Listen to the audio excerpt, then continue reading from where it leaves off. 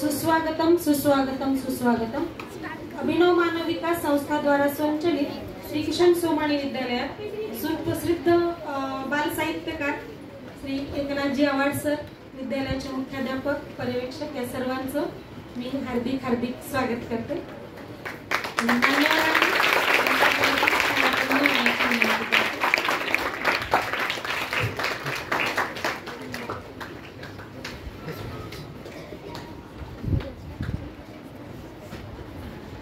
करील मनोरंजन जो मुलांचे, जडेल नाते प्रभूषित यांचे, या उक्तीनुसार आपल्या लिखाणातून सर्व मुलांना सुसंस्कारित करण्याचं काम ज्यांनी हाती घेतलेलं आहे असे सुप्रसिद्ध लेखक बाल साहित्यकार एकनाथ आव्हाड सर यांचं आज आपल्या विद्यालयात आगमन झालेलं आहे।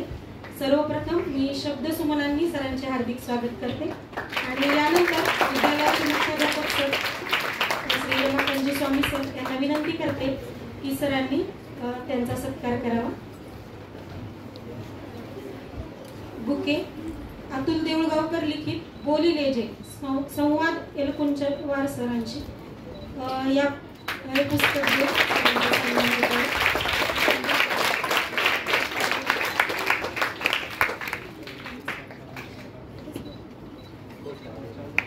एकनाथ आव्हाड सर हे महाराष्ट्रातील सुप्रसिद्ध बाल साहित्यकार व कथाकथनकार आहेत।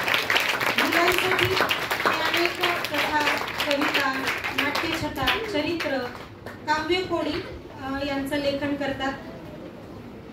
त्यांच्या छंद घेई आनंद या कविता संग्रहास साहित्य अकादमीचा बाल साहित्य पुरस्कारही 2023 मध्ये मिळालेला आहे। तसेच त्यांनी अनेक राज्यस्तरीय बालकुमार मराठी साहित्य संमेलनाचे अध्यक्षपद भूषवलेलं आहे। आज सर लातूरमध्ये सुद्धा एका कार्यक्रमासाठी आलेले आहेत आणि खास आवर्जून आपल्या भेटीसाठी इथे आलेले आहेत। मी सरांना विनंती करते की सरांनी आपलं मनोगत व्यक्त करावं।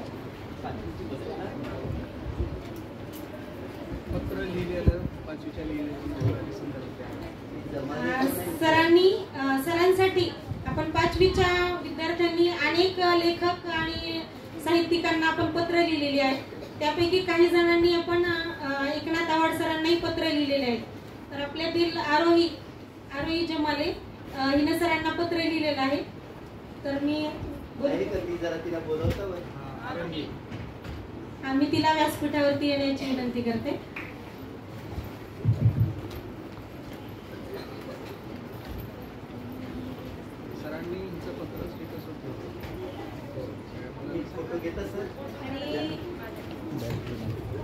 हिनं जे लिहिलेलं पत्र आहे तर ते सरांनी व्हॉट्सअपला, स्टेटसला तसेच फेसबुकलाही ठेवलेलं होतं।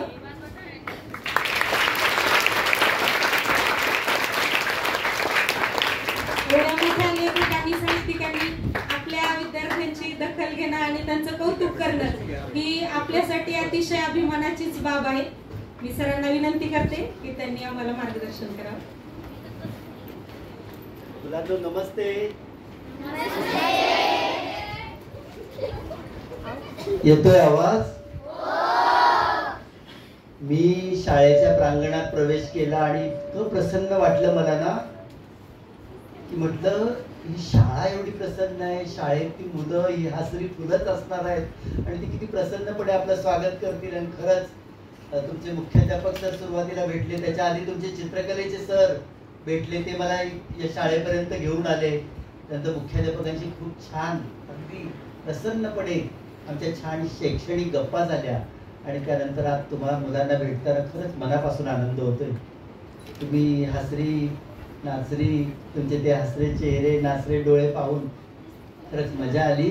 आणि मुलांनो, आज तुमच्याशी संवाद साधण्याचा योग बघा, कधी कधी पूर्वनियोजित कार्यक्रम असतो, माझा या शाळेत कार्यक्रम आहे किंवा मी अमुक ठिकाणी जाणार आहे, ते कार्यक्रम होतातच, पण कधीतरी असा अचानक जुळून येणारा कार्यक्रम हा मनात बऱ्याच वेळा असा कुठेतरी कोपऱ्यात छान दरवळत राहतो। तसा मला वाटतं आजचा हा कार्यक्रम आपला आहे, संवादाचा कार्यक्रम आहे, गप्पांचा कार्यक्रम आहे। त्यात सगळ्यात महत्त्वाचं मला या शाळेची ओढ एवढ्याचसाठी लागली की ज्या मुलांनी एवढ्या आपुलकीने, जिव्हाळ्याने माझ्याशी पत्रसंवाद साधला त्या मुलांना आपण भेटूया। त्या मुलांच्या पाठीवर एक शाबासकीची थाप देऊया, कारण पत्र संवाद हा अतिशय दुर्मिळ होत चाललेली गोष्ट आहे मुलांना. हल्ली फेसबुक, मोबाईल, व्हॉट्सअप सगळं जग आपल्या मुठीत आलेलं आहे. करोनाच्या आधी आपण म्हणायचो की मोबाईल बाजूला ठेव आणि अभ्यासाला बस, पण करोना नंतर म्हणायला लागलं की अरे मोबाईल घे आणि अभ्यासाला बस. म्हणजे असं एवढं परिवर्तन झालंय करोनामुळे. त्यामुळे अनेक मुलांच्या हातात मोबाईल आले, पालकांनी स्वतः घेऊन दिलेले. पण या मोबाईलचा कसा वापर करायचा हे सुद्धा महत्वाचं आहे बरं का. सगळ्याच गोष्टी वाईट नसतात बाळांनो. मोबाईल सुद्धा खूप चांगला आहे. मोबाईलवर सुद्धा खूप चांगल्या गोष्टी म्हणजे किशोरचे खंड उपलब्ध झालेले आहेत. अनेक बाल मासिकांचे ई बुक स्वरूपात दर महिन्याला वाचायला मिळतात. अनेक छान छान युट्यूबवर तुमच्या पाठ्यपुस्तकातल्या कविता तुमच्याच वयाच्या मुलांनी गायलेल्या आहेत, सादर केलेल्या आहेत, ते तुम्हाला पाहायला मिळतं. त्यामुळे हे सुद्धा चांगला भाग आहे. आपण काय सोडायचं आणि काय सोबत न्यायचं हे फार महत्वाचं असतं. आणि म्हणून बाळांनो हे वातावरण पाहिलं आणि इथली एवढी प्रसन्नता पाहिली, मला एक छोटासा प्रसंग आठवतोय. 5वीच्याच वर्गातला म्हणा ना की शिक्षकांनी ना एक नकाशा आणला होता आणि मुलांना म्हणाले की मुलांना मला तुमची परीक्षा घ्यायची आहे रे. आता अचानक परीक्षा म्हटल्यावर काही 5वीच्या मुलांच्या पोटात तसं भीतीचा गोळा उभा राहिला. काही मुलांना वाटलं अरे परीक्षा कशी असते, परीक्षा जाऊया तिला सामोरं, असंही मनात आलं. त्यामुळे असं संमिश्र वातावरण वर्गात पसरलं होतं. भीती वाटणारी मुलं आणि परीक्षेला सामोरी जाणारी मुलं. सर म्हणाले की परीक्षेला सुरुवात करतो बरं का.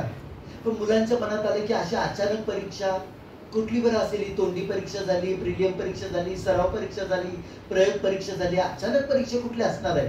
काहीतरी मुलांच्या डोक्यात असे विचारचक्र सुरू झाले आणि सरांनी सोबत आणलेला एक नकाशा उलगडून दाखवला.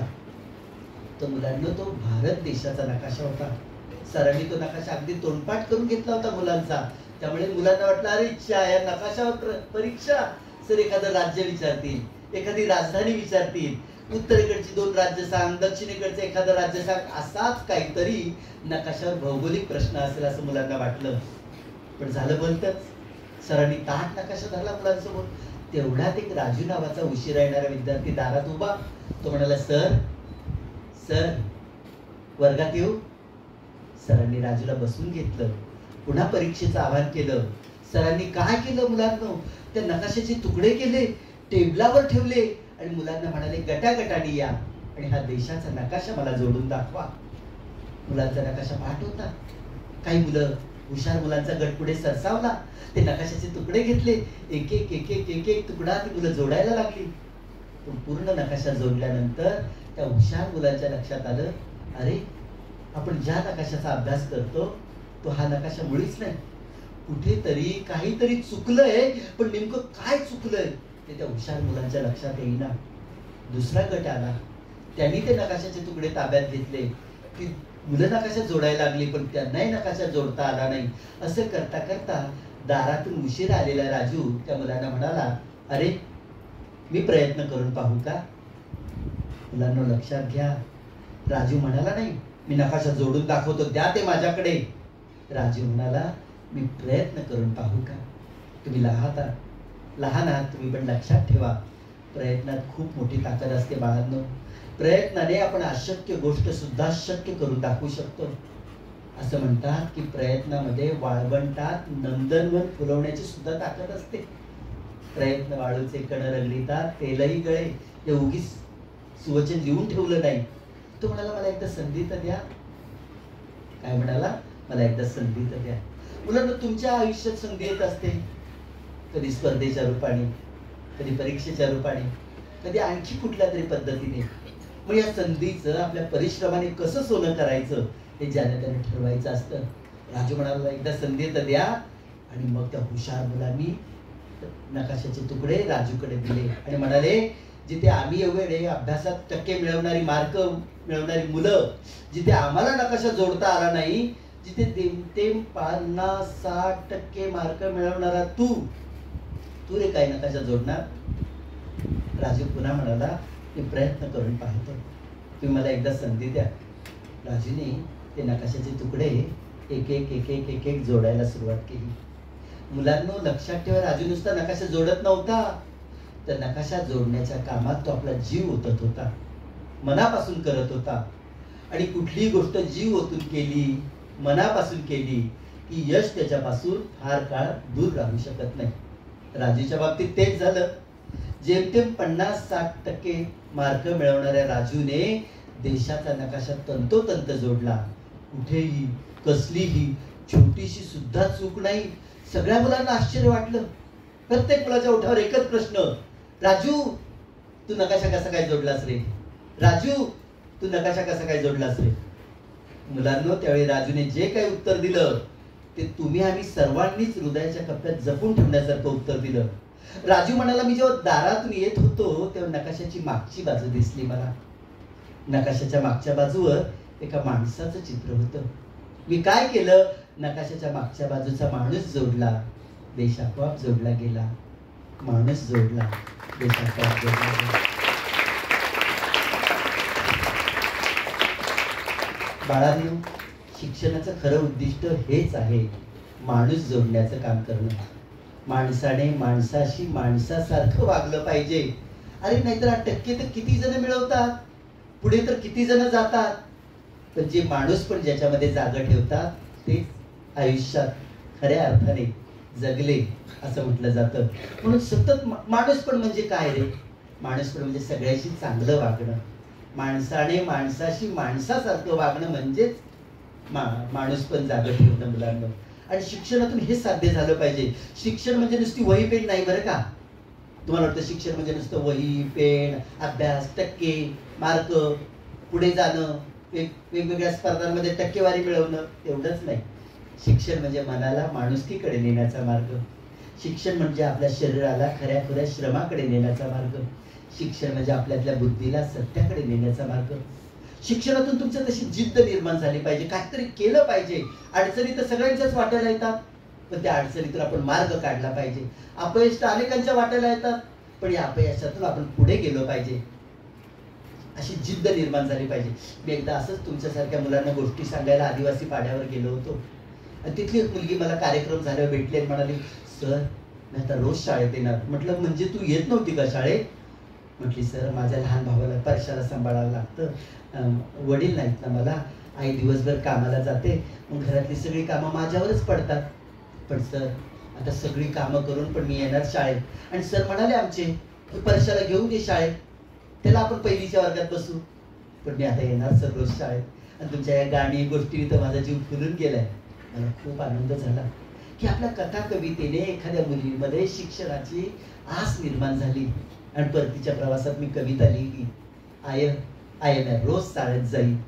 ती मुलगी म्हणते की आय मी रोज शाळेत जाईल, शाळा शिकीन, बुक वाचीन, आपल्या या परशाला सांभाळून घरचं काम बी करीन, पण आय मी रोज शाळेत जाईल. आय पोटासाठी तुझी वणवण ठाव आहे मला, पोटासाठी तुझी वणवण ठाव आहे मला, एका घोटासाठी बी आराम नाही मिळत तुला. पण तू घरची नग काळजी करू, तू घरची नग काळजी करू, मी समद पाईन. पण आय मी रोज शाळेत जाईन. आय गुरुजी जाऊ म्हणलं तुला चांगलं डोकं हाय, तेव्हापासून माझा जीव बघ हरकून गेलाय. आय गुरुजी जाऊ म्हणलं तुला चांगलं डोकं हाय, तेव्हापासून माझा जीव बघ हरकून गेलाय. आय दिसभर काम करून रातच्याला दिव्याखाली वाचीन, दिसभर काम करून रातच्याला दिव्याखाली वाचीन, पण आय मी रोज शाळेत जाईन. ती मुलगी पुढे म्हणते, आय मी एक शिकले तर आपला हा परशा बी शिकल, आणि शिक्षणाचं महत्व त्याच्या डोक्यात बी बसर. आय मी एक शिकले तर आपला हा परशा बी शिकल, आणि शिक्षणाचं महत्व त्याच्या डोक्यात बी बसर. आय साळमुळेच हा विश्वास मी खरा करून दावीन, साळमुळेच हा विश्वास मी खरा करून दावीन, पण आय मी रोज शाळेत. ती मुलगी शेवटी म्हणते ते फार महत्वाचं आहे बाळांनो. ती मुलगी म्हणते, आय शाळा म्हणजे माणसाचा तिसरा डोळा आहे. आय शाळा म्हणजे माणसाचा तिसरा डोळा आहे, पण तुला खरं सांगू का, आपल्यासाठी भाकरीचा तो गोळा आहे. आय शाळा म्हणजे माणसाचा तिसरा डोळा आहे, पण तुला खरं सांगू का, आपल्यासाठी भाकरीचा तो गोळा आहे. थोडी कळ काढ, आपली सारी सपान पुरी होती. थोडी कळ काढ, आपली सारी सपान पुरी होती. म्हणूनच आय रोज शाळेत जाईल, म्हणूनच आय रोज शाळेत जाईल. म्हणूनच आहे रोज सांगितलं. अशी शिक्षणातून जिद्द निर्माण झाली पाहिजे बाळांनो. आणि शिक्षणातून जिद्द निर्माण करायचं असेल तर पुस्तकांची दोस्ती करायची, पुस्तकांना मित्र बनवायचे. असं म्हणतात, पुस्तक माझ्या हाती आता मला नाही भीती, अहो पुस्तकांची आणि माझी जीवाभावाची प्रीती. पुस्तकातली गोष्ट खाऊ इतकी गोड, जीवनाला देते त्या आनंदाची जोड. निळेभोर आकाश, सूर्यचंद्र तारे, अहो पुस्तकातून भेटतात जवळून सारे.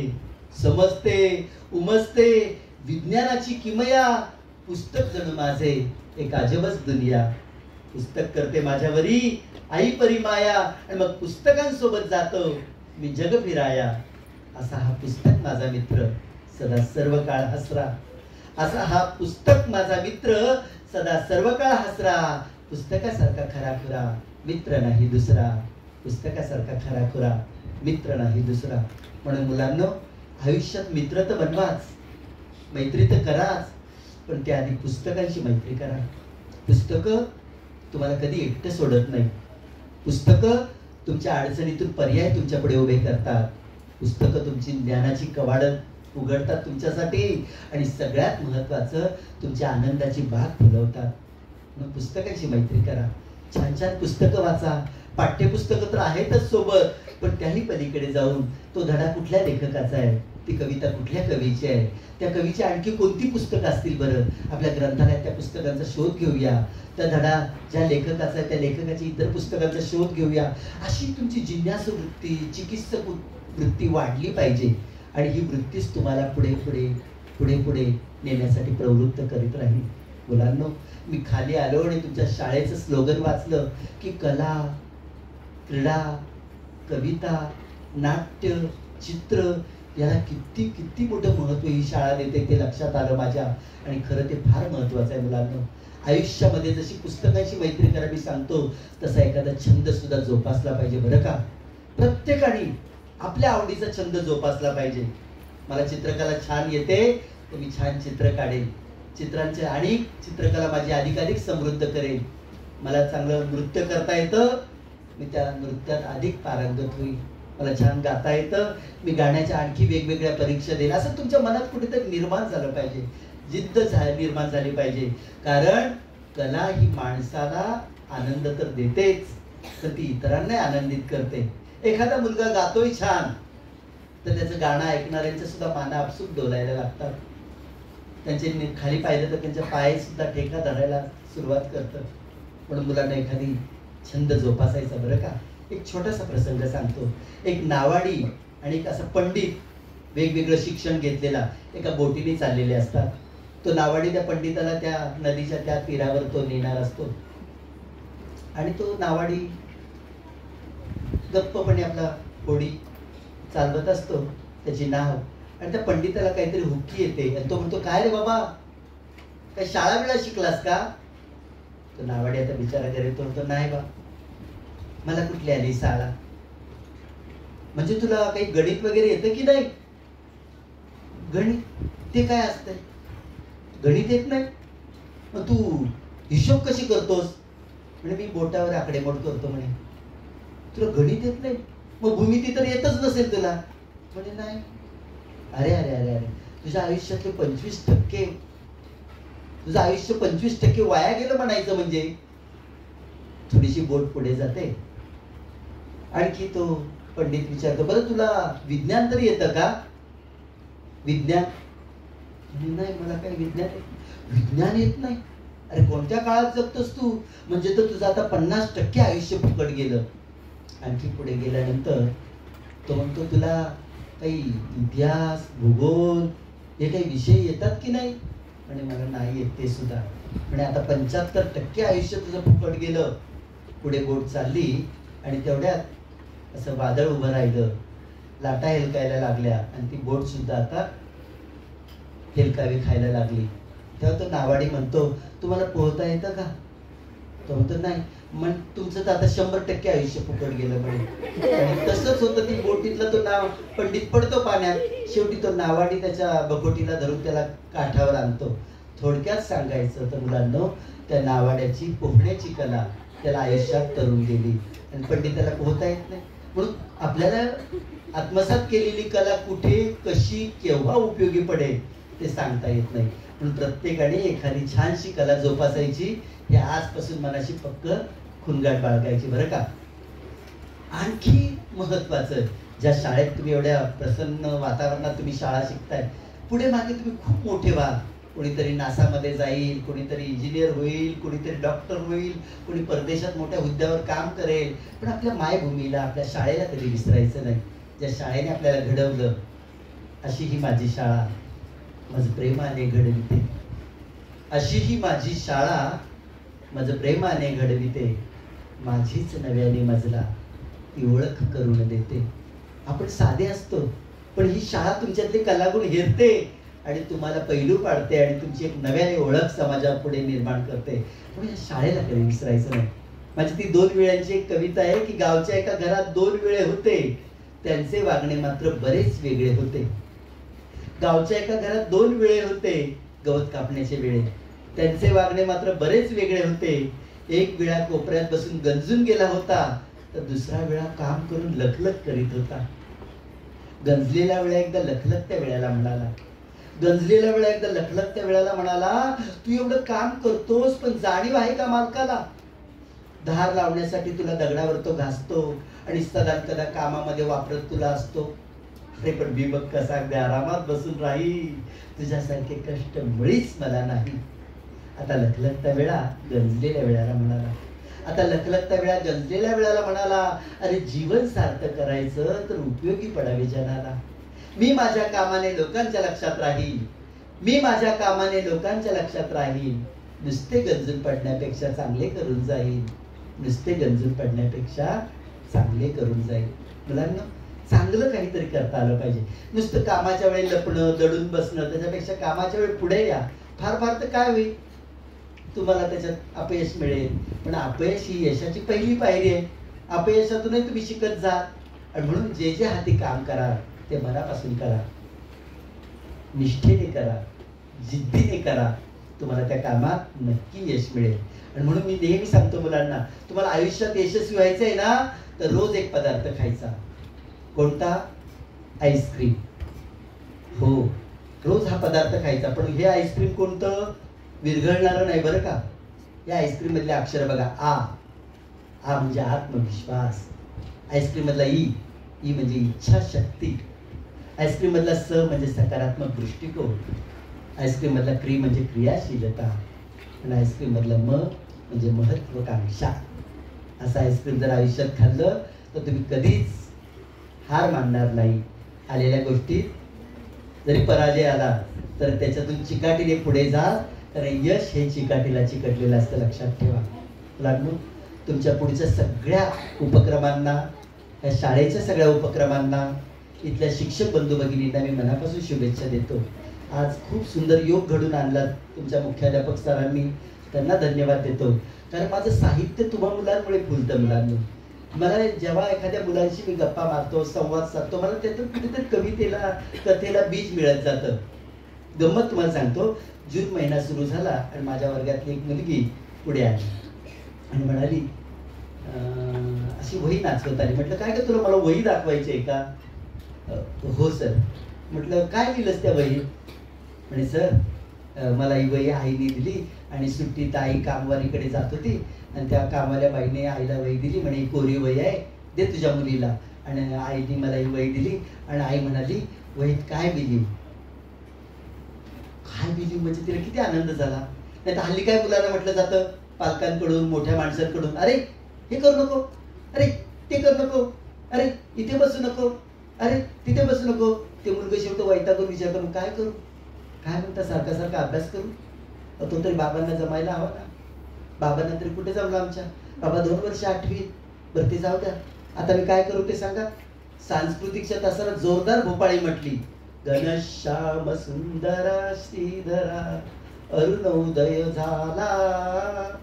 आमच्या गाण्याच्या बाई म्हणाल्या, आपट्या दचकून उठत तुझ्या त्या भोपाळीने कृष्ण. बस खरं एवढंच काय, पीटीच्या तासाला लेझिम करता करता जरा कुठं नाचून घेतलं तर पीटीच्या बिंबीच्या देठापासून ओरडला, आपल्या अंगात आलं करे तुझ्या, म्हणजे नाचायची बंदी. म्हणजे ह्या मुलांचं, ह्या आता पुढचं मी सांगत बसणार नाही, मोठं आहे ते, पण थोडक्यात तुम्हाला सांगायचं की जेव्हा मुलांना म्हटलं जातं ना, कर तू, तुला मनाला आवडेल तसं, स्वातंत्र्यामध्ये सुद्धा मोठी ताकद असते. मग मी त्या मुलीला म्हटलं, तुला आई म्हणाली काय बी लिहू? हो. मग म्हटलं काय लिहिलंस तू त्या वहीत? आणि सर आईवर कविता लिहिली. आणि तिने मला ती कवितेची वही तिला दाखवायची होती.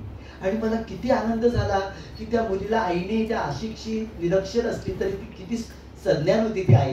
बाळा तू काय लिही त्या वहीत, खराब केलीस तरी चालेल पण लिही त्या वहीमध्ये. आणि त्या मुलीला आईवर कविता लिहावीशी वाटली. आणि मला परतीच्या प्रवासात ती कविता सुचली त्या मुलीच्या बोलण्यावरून. ती कविता तुम्हाला ऐकवतो की मुलांच्या सहवासातून आपल्याला कसं साहित्य फुलत जातं. ही आईने आणली मला वही आणि म्हणाली यात हवं ते लिही. आईने आणली मला वही आणि म्हणाली यात हवं ते लिही. मग आईवरच लिहिली एक कविता, मग आईवरच लिहिली एक कविता. आता वाचते ती मी येता जाता. नंतर लिहिली सशाची कहाणी आणि आणखीन 2 पावसाची गाणी. कुणाला सुटे ना अवघड गणित, मी चढवले ना अचूक वहीत. हवेच्या दाबाचा प्रयोग सुद्धा लिहिला, ज्यात आला होता माझा नंबर पहिला. भरपूर विषय एकाच वही आणि सुचेल तसे बसले लिहित. आई म्हणाली अगं सारेच या वहीचे जणू अनेक हात. आई म्हणाली अगं सारेच या वहीचे जणू अनेक हात. शेवटी घेतली आईची सही, शेवटी घेतली आईची सही. अहो सजून गेली माझी वही, अहो सजून गेली माझी वही, अहो सजून गेली माझी वही.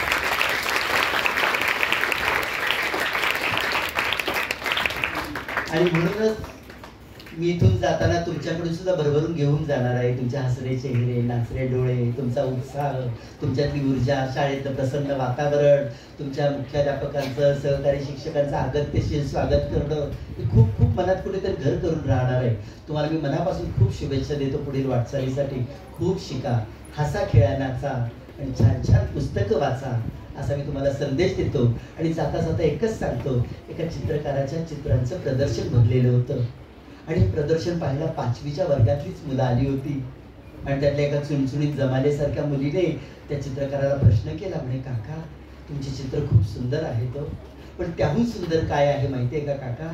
त्या चित्रांमधली रंगसंगती. तुम्ही कोणत्या रंगात असा कोणता रंग मिसळत आहोत की एक वेगळाच मनाला आकर्षित करून घेणारा रंग तयार होतो. त्या चित्रकाराला त्या मुलीचं जिज्ञासाचं कौतुक वाटलं. ते म्हणाले बाळा मी आता असं ठरवत नाही की अमुक रंगात तमुक रंग मिसळावा.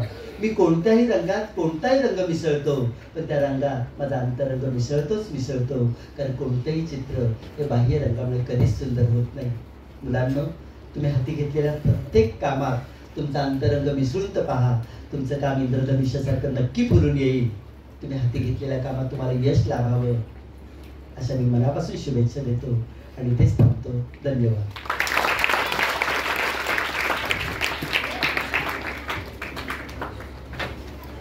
विद्यार्थ्यांनो, एकनाथ आव्हाड सरांना आपल्याला सगळ्यांना भेटण्याचा आज जो हा योग निर्माण झाल्याने संधी मिळाली, फार गमतीशीर आहे. मुद्दा मी एका मिनिटात सांगतो. ह्याला खरं तर तुम्ही सरांना जे पत्र लिहिले त्यामुळे हा सगळा योग घडून आलेला आहे. सरांचा आज लातूरमध्ये कार्यक्रम आहे, त्या निमित्तानं सर इथं आलेले आहेत. पण तुम्ही पत्र लिहिलेले असल्यामुळे सरांना आठवण झाली की लातूरच्या श्रीकृष्ण सोमानी विद्यालयाच्या विद्यार्थ्यांनी आपल्याला पत्र लिहिलेले आहेत. आठवण झाल्यामुळे सीमा मॅडम संपर्कात होते. त्यांना सरांनी फोन केला की तुमच्या मुख्याध्यापकांना मला बोलायचे म्हणून. आणि मग सरांचा फोन आल्याबरोबर मला इतका आनंद वाटला. सरांनी पत्र लिहिल्याचे धन्यवाद मांडल्याबरोबर म्हणलं सर तुम्हाला वेळ आहे का, थोडा वेळ वगैरे. सर म्हणले 2 वाजता माझा कार्यक्रम आहे. आणि हे 11, सव्वा 11 वाजता बोलत होतो. सध्या काय नाश्ता चहा पाणी करून बसलोय, म्हणले थोडा वेळ आहे. तेवढीच संधी घेतली. म्हणलं तुम्ही अर्धा तास तरी याल का विद्यार्थ्यांसाठी, ज्यांनी तुम्हाला पत्र लिहिले, तुमच्याबद्दल एवढा त्यांच्या मनामध्ये आदर आहे. त्या मुलं जेव्हा तुम्हाला पाहतील त्यांना खूप आनंद होईल. आणि सरांचं नाव एवढं सगळं मराठी भाषिकांमध्ये घरोघर पोहोचलेलं आहे. आम्हाला एक सुप्त होतं की ठीक आहे, या निमित्तानं सर शाळेला आले तर शाळेसाठी सगळ्यांसाठी खूप चांगली गोष्ट आहे. आणि सरांनी सांगितलं ठीक आहे, कुणाला तर पाठवून द्या, येतो. 11 सव्वा 11ला बोलणं झालंय आणि 12:45ला तर आपला कार्यक्रम संपलेला आहे. योग सरांना शाळेत बोलवायचं ठरवलं असतं तर कदाचित वर्षभर योगही आला नसता, पण एखादी गोष्ट घडून येणार असल्यावर असं घडतं. सरांचं हो म्हणणं, येणं आणि तुमच्याशी संवाद साधणं. आम्ही सरांचं बोलणं ऐकलं. दिसायला कविता सरांच्या तुम्हाला कळायला सगळ्या साध्या साध्या तुम्हालाही कळल्या, पण शिक्षकांनी त्या कवितेतून खूप वेगळा अर्थ घेतलेला आहे. सरांना एवढे मोठमोठे पुरस्कार मिळालेले आहेत. साहित्य अकादमीचा सुद्धा बाल साहित्य पुरस्कार सरांना मिळालेले आहे. सर खूप महान साहित्यिक आहेत. आपली ही फार मोठी भाग्याची गोष्ट की सहज आपणाला उपलब्ध झाले आणि आपल्यात मिसळून गेले. सीमा मॅडमनी सुरुवातीला सांगितलं ना, करील मनोरंजन जो मुलांचे, जडेल नाते प्रभूशी तयाचे. सरांचं नातं या पद्धतीनं मुलांचं मनोरंजन करणं, प्रबोधन करणं, तुम्हाला शिक्षणाचं महत्त्व सांगितलं. ह्या सगळ्या गोष्टी ज्यांच्याकडून घडतात त्यांचं नातं डायरेक्ट प्रभूशी देवाशी असतं. असे निर्मळ मनाचे महान साहित्यिक आज विद्यालयामध्ये आले आणि लगेच सरांना कार्यक्रम आहे, आता लगेच त्या कार्यक्रमाला जाणार आहेत. इथं आले, भेट दिले, तुमच्याशी चर्चा केली, तुम्हाला मार्गदर्शन केलं. मराठीतले सर आमचे मराठी शिक्षक अर्धे साहित्यिकच आहेत, कविता लिहिणारे वगैरे. ते सगळे खुश झाले सगळे आज तुम्हाला बघून. या मुलांचा तर मी न राहून फोटोच घेतला. तुम्ही बोलत असताना हे देहभान विसरून गेलेले होते. तुमच्या प्रत्येक शब्दाकडे त्यांचं लक्ष होतं. तर आमच्यासाठी अतिशय ही एक चांगली संधी आपण दिलात, त्याबद्दल विद्यालयाच्या वतीने मी अतिशय हृदयपूर्वक, मनपूर्वक आपले आभार मानतो आणि हा कार्यक्रम संपला असं जाहीर.